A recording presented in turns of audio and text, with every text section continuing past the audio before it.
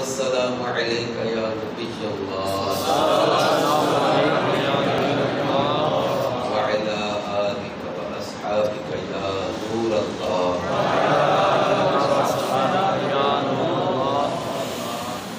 نویت سنت الاعتکاف. نویت سنت الاعتکاف.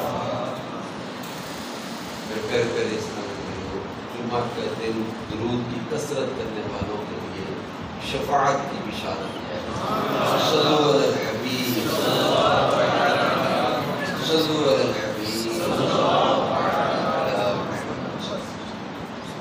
ہم اثر سے پہلے کافی پہلے آ گئے تھے. رفت بھائی اور میں نے مشورہ کیا کہ آج کا بیان بانٹ کے کر لیں. بہتر ہی تھا مگر فضان مدینہ مدرسہ طبیعت کا گستاخ ایسا چل رہا تھا تو میں نے کہا دونوں بھائی مل کے بیان کر لیتے ہیں. آج بیان بہت پیارا تھا. میں نے کہا یہ قرآن پاک کی محبت اور تلاوت رسمات اور عشق پر ہے. اس لیے مجھے لگ رہا تھا کہ اتنی دیر میں مجھے شاید بولنے میں مشکل ہوگی. عرض یہ ہے کہ کوشش کریں کہ اپنا زندگی کا ایک جدول بنائیں. ہم روٹین میں قرآن پاک کی تلاوت کو اپنے معمولات میں شامل کر سکیں. بہت کمی رہ گئی ہے, بہت کمی ہو گئی, بہت کمی. سوشل میڈیا موبائل کا دور جب سے آیا نا زیادہ تلاوت قرآن کی رونقیں کم ہو گئی. بڑی عمر کے جو ہوں گے اب ابو 40 جو ہیں ان کو یاد ہوگا کہ 2000 سے پہلے جو دور تھا نا 2000 کے بعد والا دور بہت تیز ہو گیا. ہم نے چھوٹے ہوتے دیکھا یار مسجد میں نماز کے بعد نہ لینے لگی ہوتی قرآن پڑھنے والوں, پٹیاں لے کے ریلیں لے کے رونق فجر کے بعد بھی ہر نماز کے بعد بھی. اب وہ رونقیں چلی گئی. یہ 20 روزے گزرتے تھے آپس میں گفتگو ہونی گھروں میں بھی باہر بھی. تیرے کتنے قرآن ہو گئے, تو کتنے سپارے دے لگ گئے, کتنے ختم ہو گئے, 4 باری ختم کر کے 5ویں دن لگ گئے, 3 باری ختم کر کے 4تھے دن لگ گئے. اب قرآن رمضان کا رہ گیا تھا, وہ رمضان میں بھی ذوق ختم ہو گیا.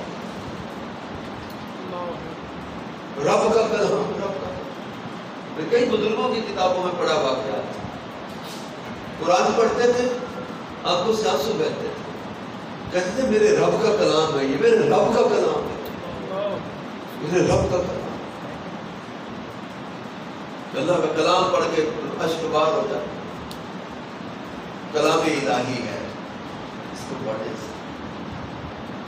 حضرت عمر رضی اللہ تعالیٰ عنہ جسم پر رکت تاری ہو گئی تھی قرآن سن کے. ناروے میں میں نے جب نارویجن کو کلمہ پڑھایا تھا, مسلمان ہوا تھا, وہ 2019 کی بات, جمعے کا ہی دن تھا. جمعے کا بیان کیا میں نے ناروے فضانے مدینہ. 2 بندے تھے جو غیر مسلم تھے, ان کے کلیگ تھا مسلمان, وہ لے کے آیا. کچھ قرآن پڑھ کے اس کو کلمہ پڑھایا, ساتھ قرآن پڑھا, کچھ کلمہ پڑھا, کچھ قرآن کی آیت کی تفسیر ہمارے اسلامی بھائی کو بتا رہا تھا, میں وہ اس کو سمجھا رہے تھے نارویجن میں. کلمہ پڑھایا, وہ تو مسلمان ایک ہو گیا. دوسرا کہہ رہا تھا کہ تم نے اس پر کچھ سحر کیا ہے, کچھ جادو کیا ہے. میں کہ نہیں. کہہ رہا جب اس کو تم کچھ پڑھا رہے تھے نا یہ تو میرے یہ رونگٹے کھڑے ہو گئے تھے. کہہ رہا مجھے لگ رہا تھا کچھ جادو ہو رہا ہے.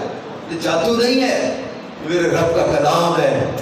لو انزلنا هذا القرآن على جبل لرأيته خاشعا متصدعا. یہ قرآن ہم کسی پہاڑ پر اگر نازل کرتے تو خشیت الہی سے رضا ہو جاتا. قرآن رب کا کلام. اپنے معمولات میں قرآن کی تلاوت کو شامل. یہ حضور نبی کریم صلی اللہ علیہ وآلہ وسلم سے محبت کی علامات میں لکھا ہے. قرآن سے محبت, حضور سے محبت کی علامتوں میں دعوت تو سو کر لے محبت ہے, لیکن علامت کیا ہے؟ یہ علامات محبت کو علماء نے بیان کیا ہے. کہ حضور علیہ السلام کی آل سے محبت کرنا، حضور صلی اللہ علیہ وآلہ وسلم کے صحابہ سے محبت کرنا، آپ کی سنت سے محبت کرنا، آپ کے دین سے محبت کرنا، اور آپ کے اقوال و افعال کی پیروی کرنا۔ آپ نے جو فرمایا، آپ نے جو کیا، اس کی پیروی کرنا، اتباع، آپ کی اطاعت، آپ کی اتباع، یہ نبی کریم صلی اللہ علیہ وآلہ وسلم کی محبت کی علامتوں میں سے ہے۔ اور حضور نبی کریم صلی اللہ علیہ وآلہ وسلم کا رمضان کیسا گزرتا تھا، ہمارا کیسا گزرتا تھا؟ میرے آقا صلی اللہ علیہ وسلم کثرت سے کریا ازاری کیا کرتے تھے، کثرت سے دعائیں مانگا کرتے تھے۔ ہم عائشہ صدیقہ کہتی ہیں پہلے 20 دن آپ آرام اور عبادت کو جمع کرتے، آخری عشرہ آتا پھر بستر پر تشریف نہیں لاتے تھے۔ پھر حضور نبی کریم صلی اللہ علیہ وآلہ وسلم کا رمضان ایسا گزرتا ہے، فرماتے ہیں کہ سخاوت اتنی کرتے تھے۔ حضرت عبداللہ بن عباس نے بیان کی روایت کہ فرمایا کہ تیز چلنے والی ہوا سے بھی زیادہ حضور علیہ السلام کی سخاوت کا دریا چلتا تھا۔ تیز چلنے والی ہوا سے بھی زیادہ آپ کی سخاوت خیر کے معاملے میں بڑھ جاتی تھی، بڑھ جاتی۔ اسی وجہ سے ہمارے بزرگ کئی رمضان میں اپنی زکوٰۃ ادا کیا کرتے تھے، صدقات دیا کرتے تھے، اپنا فطرانہ بھی رمضان میں دے دیتے تھے کہ پیشگی فطرانہ دینا بھی جائز ہے۔ وہ رمضان میں نفل کا ثواب فرض کے برابر اور فرض کا ثواب 70 گنا بڑھا دیا جاتا تھا۔ رمضان کی نیکیاں، اور آج تو جمعہ بھی ہے، رمضان بھی ہے، کئی آج کل عبدالحبیب بھائی نے میسج کیا، مفتی قاسم صاحب اسپیشلی جمعے کے دن اپنا فطرانہ دیتے ہیں، زکوٰۃ دینے کے لیے جمعہ اور راہ خدا میں نکلا، جیسے ہم اب راہ خدا میں نکل، راہ خدا کی نیکی اور بڑھ جاتی ہے، اور بڑھ جاتی ہے، راہ خدا کے اجر بڑھ جاتا ہے۔ تو جب بھی اللہ تبارک و تعالیٰ جب راہ میں خرچ کرے، خیرات کرے، اس کے بارے میں ایک روایت میں فرمایا کہ اپنے ماں باپ کے نام کا کر دے، جو خیرات کرے تو اللہ اس کو بھی اجر ادا کرے گا، اس کے ماں باپ کو بھی ثواب عطا فرما دے گا، اس کے ثواب میں کمی کوئی نہیں ہوگی۔ لیکن آج ہم معاشرے میں دیکھ رہے ہیں جہاں قرآن کی تلاوت کم ہو گئی، نمازوں کا ذوق کم ہو گیا، تراویح کا شوق کم ہو گیا، اب بہت زیادہ صورتوں کے ساتھ تراویح ہونے لگی، پہلے ختم قرآن ہوا کرتے تھے، اب وہ کم ہوتی جا رہی۔ میں نے انالائسس کیا ہے کچھ سالوں سے، کمیٹی والے بھی کہتے ہیں صورتوں کے ساتھ ختم قرآن کا ذوق ختم ہوتا تھا۔ پھر اس کے ساتھ ساتھ زکوٰۃ کے بارے میں خاص طور پہ یہ بہت میں نے معاشرے میں آج کمی دیکھی ہے کہ پورے مہینے سے سفر میں ہی تقریباً چل رہا، اور زکوٰۃ کے حوالے سے تاجروں سے ملاقاتیں، دکانداروں سے بات جب ہو رہی ہے، بہت کمزوری محسوس ہو رہی ہے، بہت ضرورت ہے فرض کی ادائیگی درست ہو۔ ہم لوگ نیکی کی دعوت دینے والے، ہماری رسپانسبلٹی ہے کہ ہم لوگوں کا فرض صحیح ادا کروانے کی ایک تحریک چلائیں، کہ یہ فرض اپنا صحیح ادا کرے، پورا ادا کرے، شرائط جو شریعت نے بیان کی اس کے مطابق زکوٰۃ ادا کرے۔ ایک آدمی بلیک شہر میں افطاری کے دسترخوان لگائے ہوئے ہیں، سب زکوٰۃ مد میں سے کھلا دیا، سارے بازار محلے والے آتے ہیں وہاں افطاری کرتے ہیں، لوگوں کو نہیں پتا کہ یہ زکوٰۃ کھلا رہے ہیں، زکوٰۃ بانٹ رہے ہیں۔ ایک جگہ پتا کیا انہوں نے کہا ہم نے تو فیکٹری کے ورکروں کو عید پہ جو بونس دینا تھا وہ سارا زکوٰۃ کھاتے میں سے دے دیا، سالانہ بونس دینا ہوتا ہے لیکن وہ اس بار زکوٰۃ کھاتے میں سے دے دیا۔ کیوں؟ یہ غریب لوگ ہی ہوتے ہیں بھائی، غریب کو نہیں، مستحق کو زکوٰۃ دینا شرط ہے، ہر غریب مستحق کو یہ ضروری نہیں، حقدار اور جس کی شریعت نے اجازت دی۔ زکوٰۃ کے لیے سب سے پہلے ہوتا ہے اپنے رشتہ دار، لیکن ہر رشتہ دار کو بھی زکوٰۃ نہیں دی جا سکتی، شریعت نے جو شرط رکھی اس کے مطابق ہی دے دی، اپنی مرضی سے تو نہیں فیصلے کرنے، فرض ادا کرنا ہے۔ ایک حدیث میں ایک آدمی نے پوچھا یا رسول اللہ صلی اللہ علیہ وسلم مجھ پر سب سے زیادہ حق کس کا ہے؟ فرمایا تیری ماں کا۔ اس کے بعد کس کا؟ فرمایا تیری ماں کا۔ اس کے بعد کس کا؟ فرمایا تیری ماں کا۔ اس کے بعد کس کا؟ فرمایا تیرے باپ کا۔ 3 بار فرمایا پہلے تیری ماں کا پھر باپ کا۔ انسان پر سب سے زیادہ حق اس کے ماں اور باپ کا ہے، لیکن زکوٰۃ ان کو نہیں دے سکتا۔ ان کو زکوٰۃ لگتی ہو تب بھی نہیں دے سکتا کیونکہ اس کے ماں باپ ہیں۔ شریعت نے یہاں اس کو اجازت دی، اپنے دادا دادی کو نہیں، اپنے نانا نانی کو نہیں، اپنی پوتا پوتی، نواسا نواسی، اصل اور نسل ان کو نہیں دیتے۔ ان کو لگتی بھی ہو نہیں دے سکتا۔ ہاشمی ہو، ہاشمی ہو تو زکوٰۃ نہیں دے سکتے۔ یہ سادات کرام کو زکوٰۃ نہیں دے سکتے۔ سید تو اعلیٰ ہے، زکوٰۃ ہے مال کا میل، میل تھوڑی ان کو دیا جاتا ہے۔ اور یہ بھی مطلب ہے کہ ایک معاشرے میں بہت سارے لوگوں کو پتہ ہی نہیں ہے۔ یہ علوی حضرت عباس رضی اللہ عنہ کی اولاد، حضرت عقیل کی اولاد، حضرت جعفر رضی اللہ عنہ کی اولاد، حضرت مولا مشکل کشا کی اولاد، ان سب کی اولاد جو ہیں یہ سارے ہاشمی ہیں۔ ان کی اولاد کو زکوٰۃ غیر ہاشمی بھی نہیں دے سکتا، ہاشمی بھی ہاشمیوں کو نہیں دے سکتا، آپس میں بھی یہ زکوٰۃ نہیں دے سکتا۔ یہ بہار شریعت کو پوری تفصیل اس کی لکھی۔ اب یہ کیوں نہیں دے سکتے؟ شریعت کے حکم پر ہم کون ہوتے کیوں کہنے والے؟ تو اللہ کے محبوب علیہ السلام نے حضرت امام حسن کو کھجور کھاتے پر آخ بیٹے نکال دے، ہمارے لیے نہیں ہے۔ محبوب نے جب منع کر دیا تو منع کر دیا، پوچھ لیا، ہدیہ قبول کر لیا، صدقہ نہیں دیا۔ بات جب آقا کریم صلی اللہ علیہ وسلم نے جو فیصلے کر دیے فیصلہ ہو گیا، مستحق کو دے دی، تو غیر مسلم کو بھی نہیں دے سکتے۔ مسلمانوں کی چیز ہے، یہ مسلمانوں کا فرض ہے، مسلمانوں پہ خرچ ہے۔ دوسرا مکس جو کسی چیزوں پہ ہو جاتا ہے، ہم نے راشن بانٹ دیا تو ہم نے لنگر کھلا دیا تو ہم نے جو وہ ہسپتال میں اس طرح دے دیا، جس میں زکوٰۃ کو الگ سے مینشن کر کے زکوٰۃ کے شرعی تقاضے پورے نہ کیے گئے، اس طرح زکوٰۃ ادا نہیں ہوگی۔ ایک جگہ پہ ایک آدمی ملا، اس نے کہا جی میں تو 6 سال ہو گئے زکوٰۃ جمع کر رہا ہوں، ایک بندے کو مکان بنا کے دینا ہے، اپنی زکوٰۃ کے اپنے پاس ہی رکھی ہے، ادا ہی نہیں کی، کسی کو مالک ہی نہیں بنایا۔ زکوٰۃ میں تبلیغ شرط ہے، مالک بنانا شرط۔ بہت مطلب معاشرے کی میں نے کئی چیزیں آپ کے سامنے رکھی کہ جو مجھے فیل ہوا کہ لوگ اپنی زکوٰۃ کے معاملے میں اتنے زیادہ سینسٹیو نہیں ہیں، حساس نہیں ہیں، کانشیس نہیں ہیں۔ بھائی جی ہم نے تو دے دی، اللہ کی راہ میں دے دی، فرض ادا کرنے کے لیے فرض کی جو شرائط ہے اس کے مطابق ہی دے دی، شرعی مستحق کو دے دی۔ آج بھی ہم نے سہری کی منڈی بہت دیر میں تو ان سے بات ہوئی کہ شرعی مستحق کون ہوتا ہے، مجھے بھی سنا نہیں۔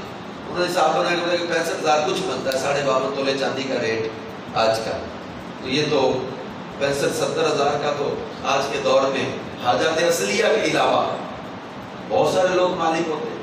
حاجات اصلیہ ہے کہ مکان ہے، چارپائی ہے، بستر ہے، کپڑے ہیں، گرمی سردی کے برتن ہیں، کھانے پینے کی چیزیں ہیں، ضرورت کی چیزیں، ٹی وی ہوا، صوفے ہو گئے، اپنا مختلف سینریز ہو گئی، ڈیکوریشن پیس ہو گئے، اور ٹی وی ہو گیا، مختلف ایسی چیزیں ہو گئی، شادی کے کپڑے، بڑی جہیز کا سامان، لہنگا وغیرہ، تو تھوڑا بہت سونا، جیولری، یہ ساری چیزیں آگے ٹوٹل ملائیں تو یہ 65,000 سے زیادہ تو ہو جاتی ہیں۔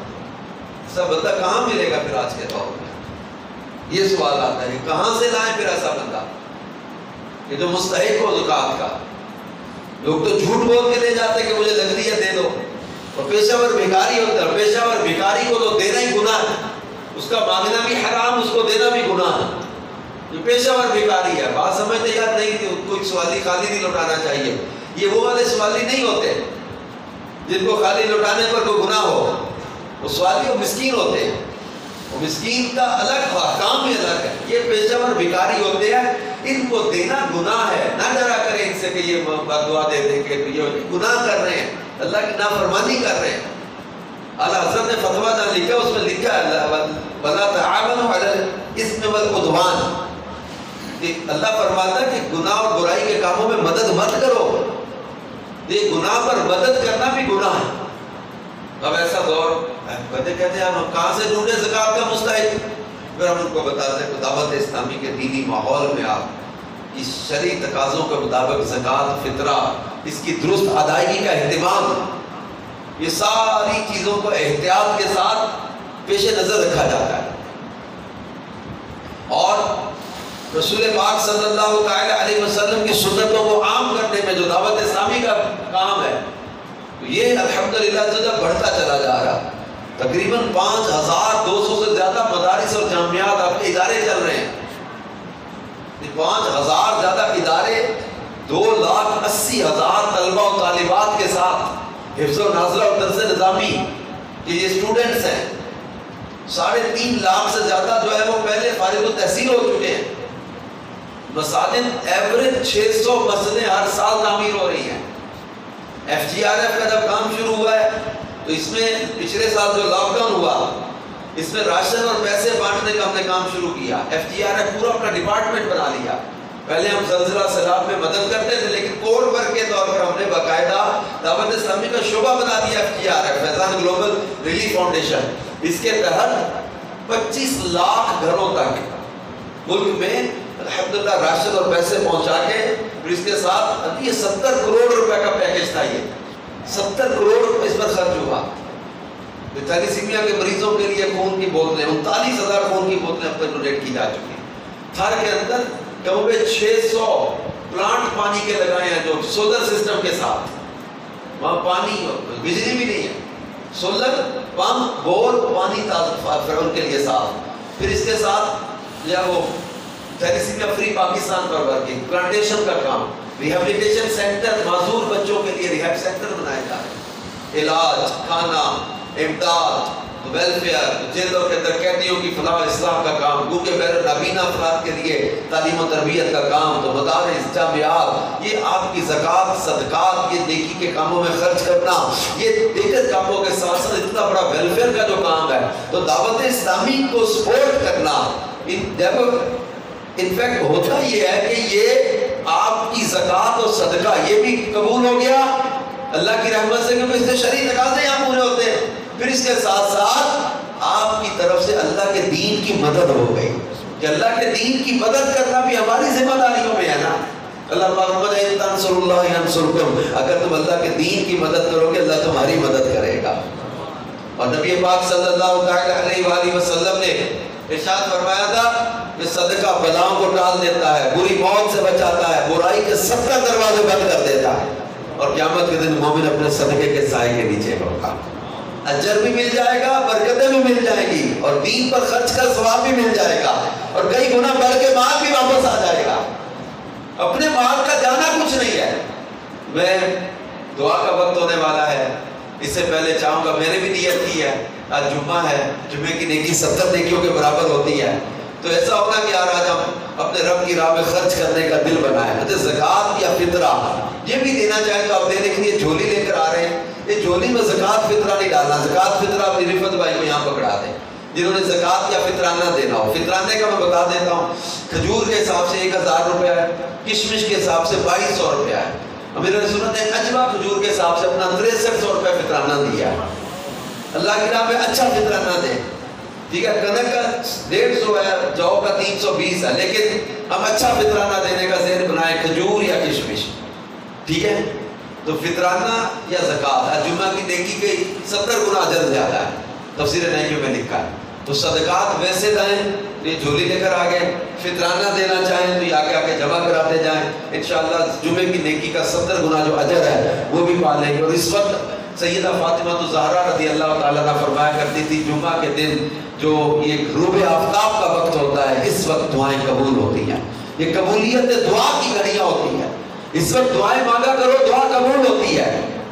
اللہ پاک سے دعائیں مانگیں گے کہ اپنے رب عز و جل سے ہم دنیا اور آخرت کی بھلائی مانگیں گے، خیر مانگیں گے، عافیت کا سوال کریں گے کہ اللہ اپنے محبوب کا صدقہ ہمیں عافیت عطا فرمائے۔ جمعے کی نیکی کمال ہے، جمعہ الوداع ہے، نہ جانے دوبارہ یہ دن ملنا ہے نہیں ملنا، دوبارہ یہ گھڑیاں ملنی ہے کہ نہیں ملنی، دوبارہ زندگی میں یہ دن، یہ گھڑی، یہ جمعہ کی نیکی دوبارہ موقع ملے نہ ملے، اللہ پاک کی راہ میں، اللہ کی راہ میں خرچ کرنے سے اجر ملتا ہے، برکت ملتی ہے۔ میں اپنا فطرانہ ادا کر چکا، لیکن میں جمعہ کی نیکی لینے کی نیت سے میں نے صدقات واجبہ میں پھر نیت کی کہ یار جمعہ ہے آج، تو یہ ہم لوگ یار پیچھے نہ رہ جائیں، اجر میں دینا تو ہے ہی، تو آج موقع بن گیا کہ یار کھجور کے حساب سے 1000 روپے ایک بندے کا فطرانہ، اور کشمش کے حساب سے 2200 روپے اپنا فطرانہ دے دیں۔ انشاءاللہ آپ دیکھیں گے کہ یہ اس کی برکتیں آپ پائیں گے، اللہ پاک برکت دے گا ماشاءاللہ۔ ویسے دعوت اسلامی کے ہر جائز دینی کام، اصلاحی فلاحی کام ہے وہ جھولے لے کر آئیں، اس میں چل جاتے ہیں، تو ہر جائز اور دینی اصلاحی امداد کے کام میں بھی وہ خرچ کیا جا سکتا ہے، فطرانہ وغیرہ دے کے آپ اپنا، تو یہ تحریک چلائیں، لوگوں کو موٹیویٹ کریں، اوروں کو بتائیں کہ کھجور اور کشمش کے حساب سے فطرانہ دینے کا